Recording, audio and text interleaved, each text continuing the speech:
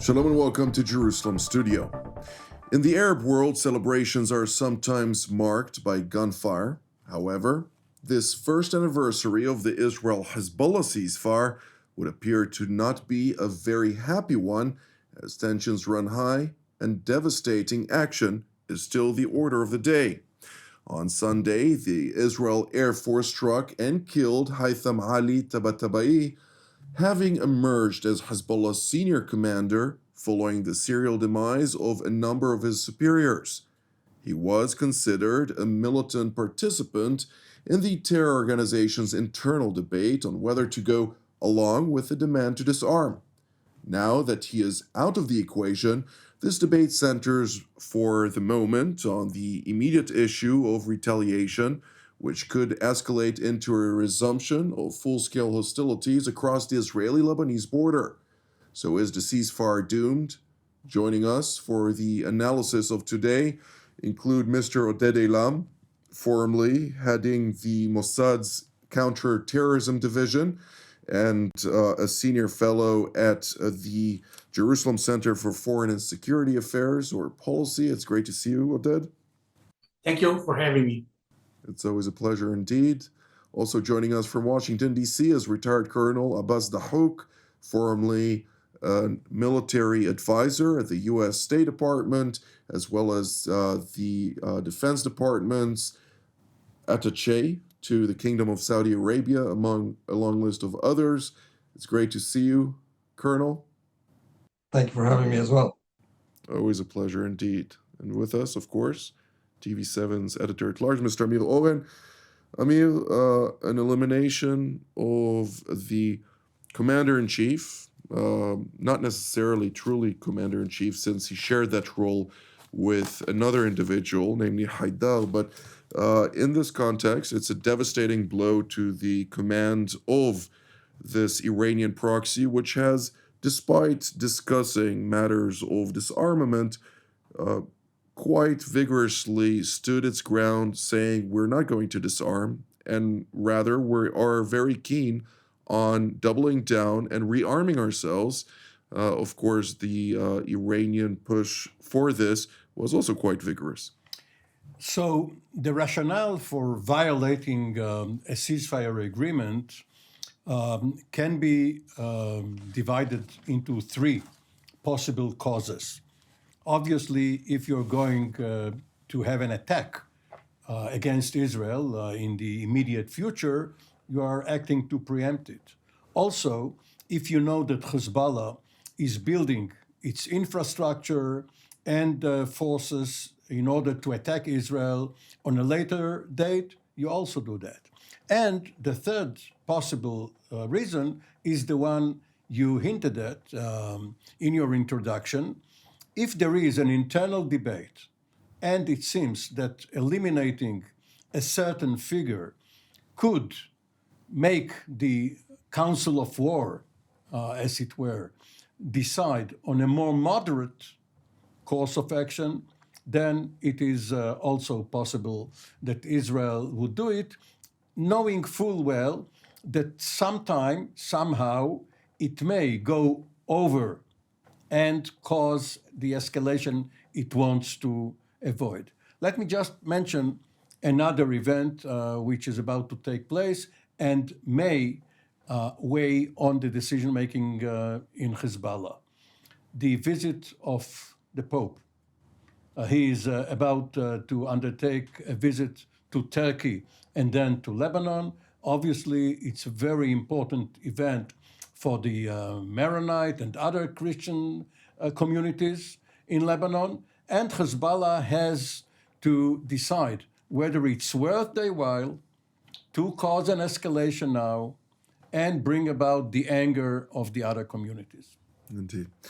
Well, on the internal affairs of Lebanon, Colonel Dahouk, I'd like to ask you, to what degree was this attack, which was quite revealing also on the level of penetration that Israel maintains with regard to this Iranian proxy, namely Hezbollah, with a pinpointed strike on a very specific apartment, not necessarily the highest apartment, but somewhere in the mid-range of the high rise.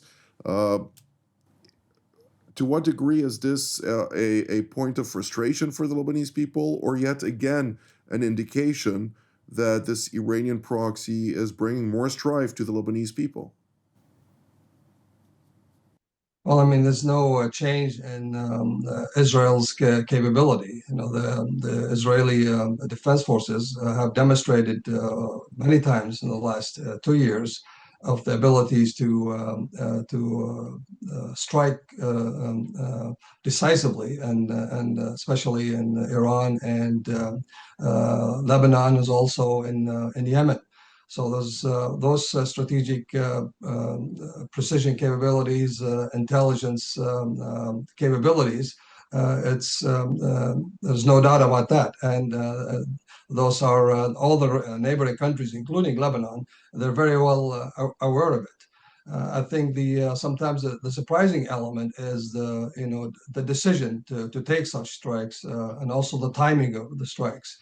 This is definitely another a warning, to the Lebanese government, and pressure on the Hezbollah and the Lebanese people, that Israel is committed to solve the Hezbollah complex problem.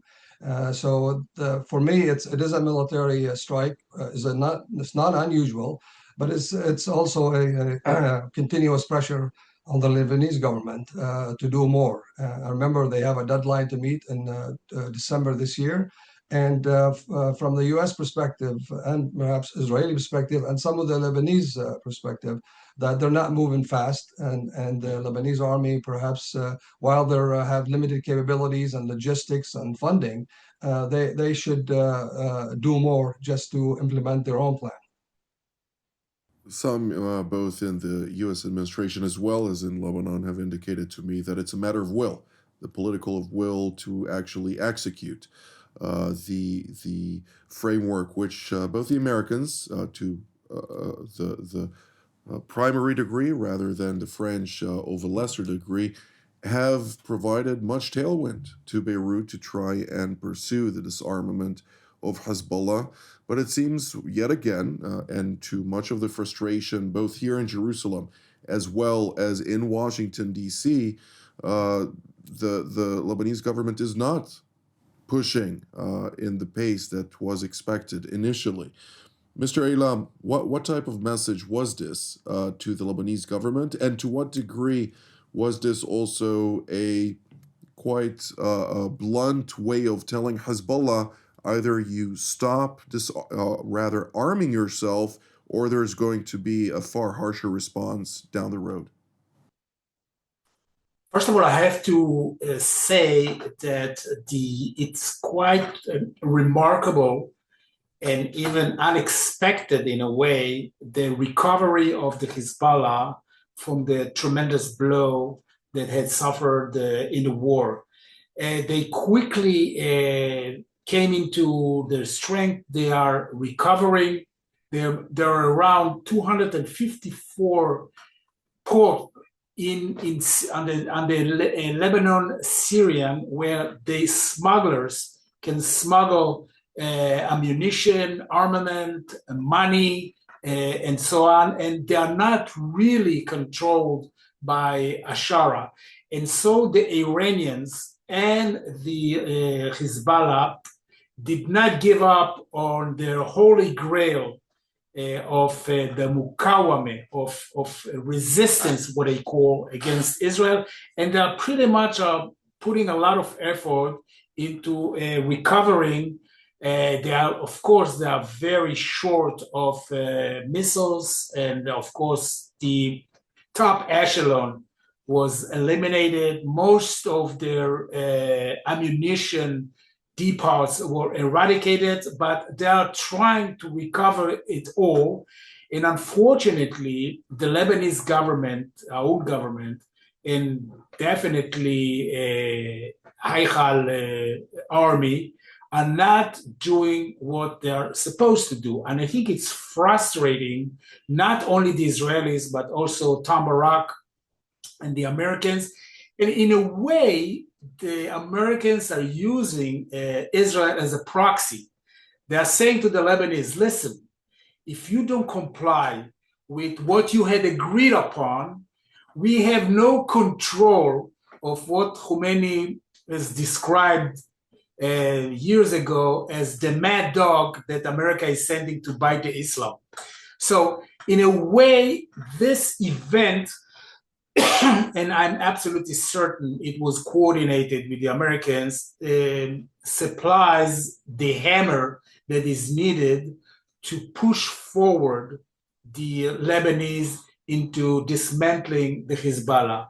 What's going to be the outcome? It's a different question, because we know the Lebanese way. The Lebanese way is to gain time to negotiate, endless negotiations. But nevertheless, I would say, it gives a very clear message to the Lebanese government. First of all, we changed the rules of the game, and we are not going to tolerate it. Absolutely. Well, I agree with almost everything you said. I will have one caveat, and that is I'm not sure that the utilization of Israel as a tool or a political tool, rather the military arm of the broader equation, should be regarded as a proxy nation, rather more of a alliance, two allies operating in very close synergy. I agree with you. It was just used as a metaphor. Right, fair enough. Mr. Haytham Ali Tabatabay, the Iranian National Security Council advisor to Ayatollah Ali Khamenei, comes out and states the elimination of Haytham Ali Tabatabay was no less than breaking every red line, and the Iranians should step in and assist Hezbollah. Of course, exaggerating at the level of keenness of Iran to enter into the fold at this point, but nonetheless, it does provide some indication to the extent of Iranian influence in Lebanon today via a number of those people. And this was quite a devastating blow, not only to Hezbollah in Lebanon, but also to Tehran. The Iranians, or those Shiite fanatics of the Islamic Republic, are all for the concept of martyrdom, of shahada, shaheed, but not for themselves. They are willing to sacrifice others, to send Lebanese Shiites, Afghans, whoever, to do their job. For Iran right now to encourage Hezbollah to open or reopen a front against Israel, knowing full well that Israel is going to attack Iran. The whole notion of Hezbollah with the 200,000 or so rockets and missiles was supposed to be a flanking action against Israel in order to deter it from attacking Iran, because then Hezbollah will join the fight. But the tables were turned. And one shouldn't take it literally that what Larijani says is their plan. If they had a real plan, he wouldn't have announced it. Not to take it literally, maybe seriously, nonetheless, is a advisable course of action.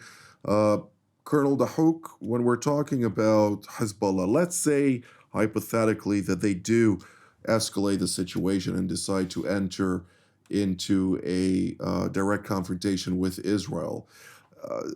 What are their outs in such a scenario, considering the fact that their last out was a government guarantee that they would bring about the disarmament of Hezbollah? At this point in time, if they do respond with a type of taking hostile action of sorts, Israel would undoubtedly react with unimaginable force against this Iranian proxy, and the terror organization in Lebanon would not have the capacity to withdraw a second time. What am I missing here? Well, I mean, at this point, Hezbollah is decapitated. Really, it does not have a lot of capabilities to react against Israel in a major offensive of any kind. And you also have to worry also not only Hezbollah might do something, there's also little Hamas elements and other rogue non-state actors that they could destabilize the situation even further. And there's also, like you mentioned, Iran. Iran has also sent in a lot of political messages in terms of their military preparedness, telling their proxies that don't give up, the resistance is still alive, and we're regrouping and reorganizing. But I think the significant piece here too is also the United States is continuing to put pressure on the Lebanese government. And I mean, for the last 6 months, the U.S. has also sent a lot of military assistance to the Lebanese armed forces.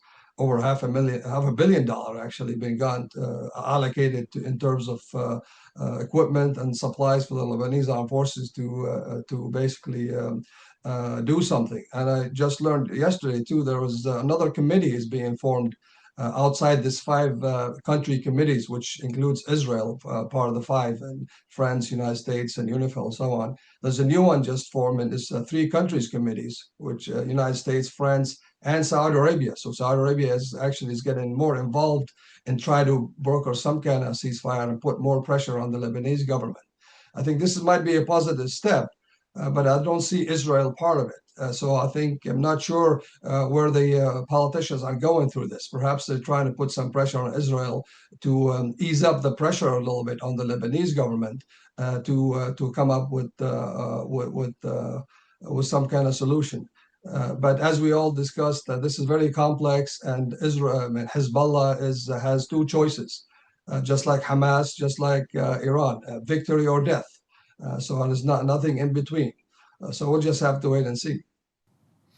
Well, I know what they'll have to put on their check mark moving forward. But Mr. Haytham, I'd like to ask you, since naturally the failure of Hezbollah to react would undoubtedly draw it to the international sphere, where it does have the capacity to attack, as it's done plenty of times in the past, various either Israeli targets or Jewish targets around the globe.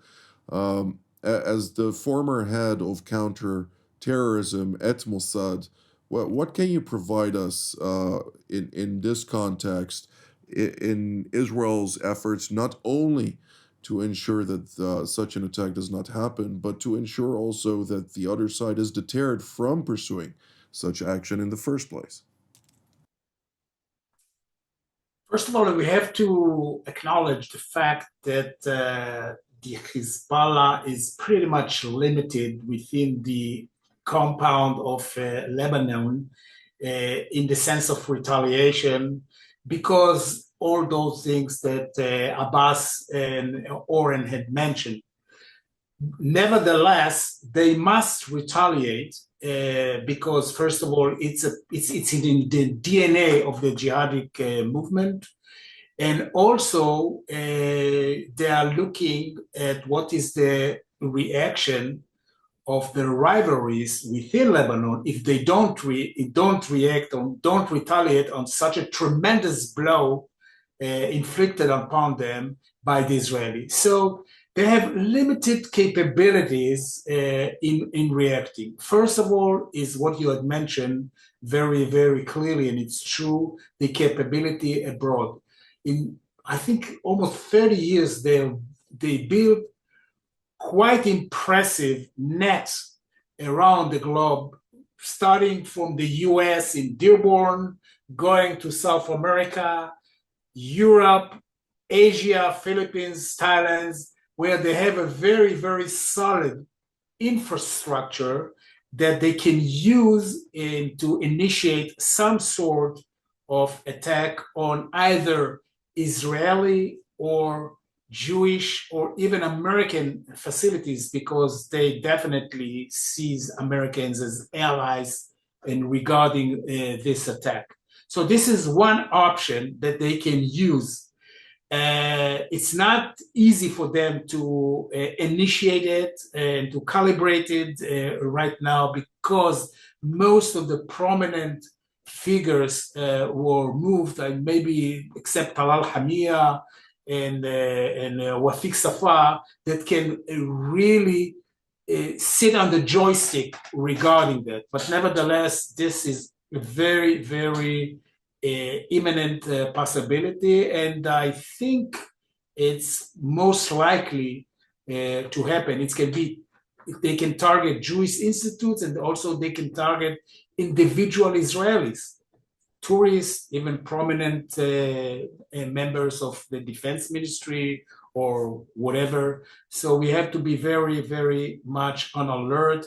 And what we're probably going to do is what we did all the time until now, is a close collaboration with internal securities around the world in order to share intelligence and to foil any sort of attack like that. Naturally, there are going to be devastating consequences to any type of action that Hezbollah may undertake. But nonetheless, Mr. Owen, let's since we don't have very much time, let's take one more angle, since Colonel Dahouk did mention Saudi Arabia to be one of the three.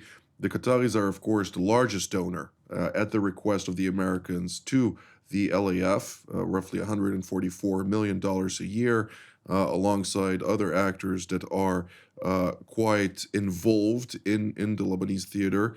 But nonetheless, neither Turkey nor Qatar, at this point in time at least, are going to work towards de-escalation with Israel in the context of this Iranian terror infrastructure.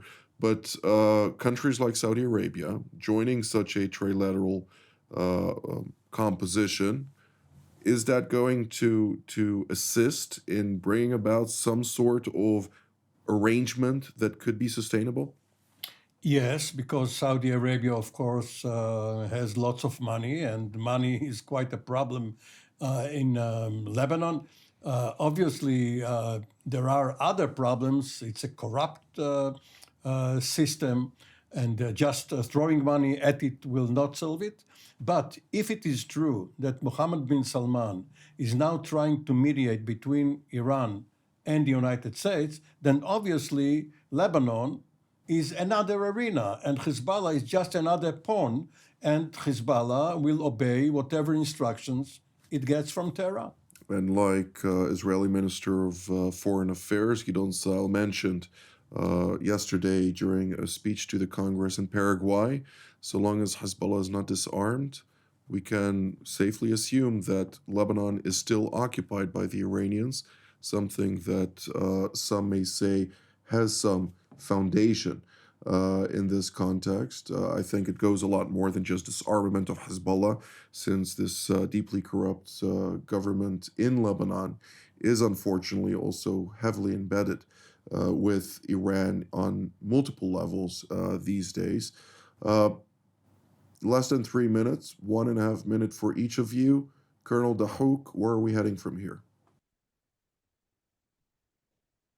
I mean, it's still, we can be cautiously optimistic here, especially with bringing Saudi Arabia as a heavy player to try to de-escalate the situation and assist the United States in implementing what President Trump wants to do overall. He wants to establish some kind of ceasefire towards a peace plan somehow. But just looking at the news from Lebanon after the killing of Tabatabay, you can tell the Hezbollah presence on the ground. It's in defiance, in full defiance. And I think it's going to be very, very difficult for Hezbollah to give up their resistance or disarm. And most importantly, it's very, very difficult for Iran to relinquish one of their best performers just like that, because of Trump pressure from the United States of Saudi Arabia. So I think we will have to see what the Lebanese government, specifically Lebanese armed forces, between now and December will react to that. Thank you, Colonel Dahouk. Mr. Eilam, your take? I absolutely agree. 60% of the Lebanese army is consisted of Shiite soldiers. So I see very, very slim possibility of total confrontation between the Lebanese army in trying to dismantle the Hezbollah. It won't happen, and if this would happen, and the Hezbollah is still defiant, I see this tango continuing back and forth, and I don't see any sort of a breakthrough in the near future. Indeed. Well, it does what you just mentioned, about 60% of the LAF being Shia, does break away from the historic notion that it is a Maronite institution. It's no longer the case, and that is also something to be taken into account. Mr. Oren? When the Israelis consider their options, one should, of course, have in mind the domestic angle. Israel has entered the election year. Maybe elections will be even called earlier than scheduled. And the government must consider whether a possible escalation along the northern border, which may again cause residents of the northern communities to leave their homes, is politically viable. Sure. Now, there may come a time when it cannot contain what Hezbollah is doing, and we'll have to decide on preemption, which could bring about escalation. But this is quite a constraint on the government. A constraint that needs to be taken into account, naturally. Well, this is all the time that we have for today. I'd like to thank Colonel Dahouk, Mr. Eilam, and Mr. Oren for all of your insights. And I'd like to thank all of you at home as well. Until our next edition, from here in Jerusalem, Shalom.